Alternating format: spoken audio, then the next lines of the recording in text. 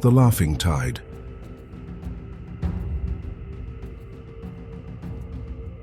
They rose from the ice. The cracked lakebed had once been a reservoir, now frozen under a pale violet sky. At the center, the ice buckled with a dull groan. Steam hissed from the rupture.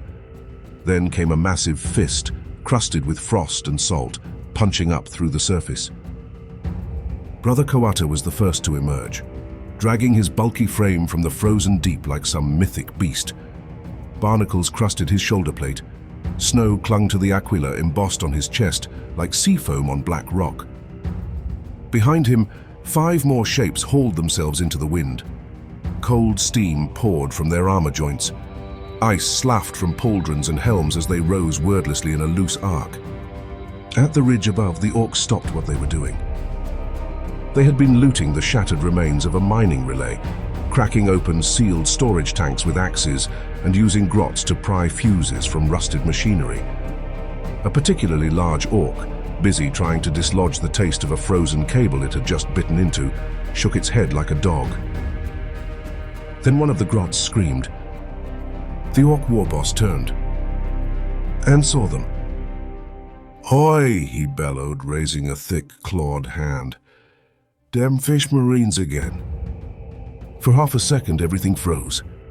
Sergeant Haku, who had been about to order the charge, said, Did he just call us fish?" Then the Vox channel lit up with laughter. Not the howling rage of some frenzied berserker, not even the mocking mirth of other chapters, just tired, bitter, genuine laughter, the kind born of long wars and long odds. "Fish marines?" chuckled Brother Rahu, wiping slush from his helm lens. "That's new." Kawata tilted his head. "I thought we were barnaclebacks." "Crabheads was last time," added Brother Toa, flicking open the seal on his bolt gun's ice-clogged action. "They're getting creative." A new voice cut across the Vox. Brother Matu, deadpan. "Wait, I thought we were fish marines." There was a beat of silence. Then everyone laughed. The Orks, sensing none of the usual thunderous charge or roar of defiance, hesitated. Confusion is poison to greenskin momentum, and right now, they were watching armored giants wheeze with amusement like old divers after a deep haul. Kawata took a step forward, the ice crunching beneath his boots. He switched to wideband Vox and projected his voice like a crashing tide. "Fish marines," he boomed, "have come to gut you." The Orks roared in reply, rage overcoming confusion. They opened fire, slug rounds sparking against ceramite, crude rockets trailing smoke. The spears advanced, not charging them, wading through gunfire with implacable calm, bolters rising in perfect rhythm. Each shot was precise, each orc that fell replaced by 2 more. But the spears never broke stride. It was the tide, relentless, cold, full of terrible momentum. Rahu, beside Kawata, barked out between bursts, "I think we should own the name." "Fish marines," Kawata echoed. "Put it on the banners."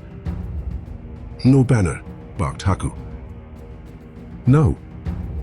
Just no. Another orc exploded in a puff of blood and bone as Toa's bolt round found its mark. Up the ridge they climbed. Snow swirled. Shells screamed. A captain bellowed his war cry, then was silenced mid-sentence by a cracked grenade lobbed with uncanny grace by Matu. They reached the top in silence, blood steaming in the cold.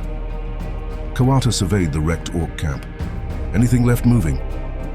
Toa nodded toward a grot crawling away under a metal panel. Kawata walked over and lifted the sheet one-handed. The grot squealed and froze, blinking up into a cold, expressionless helm. Kawata didn't speak. He just reached down, picked up the grot and casually threw it away over his shoulder, into the distance, its scream fading in the wind. A moment later, a faint crunch marked its return to the ground. Then he turned and walked away. As they reformed into a loose column, Rahu voxed, "We should have answered with our war cry." Kawata chuckled, "We did." The wind howled around them cold and sharp, but it carried with it a sound almost never heard in war. The laughter of the Obsidian Spears.